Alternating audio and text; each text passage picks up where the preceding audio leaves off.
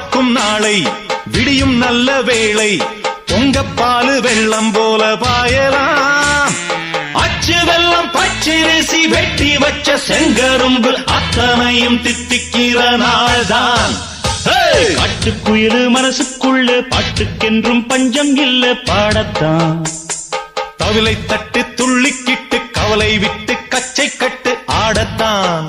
எல்லோரும் மொத்தத்திலே சந்தோஷ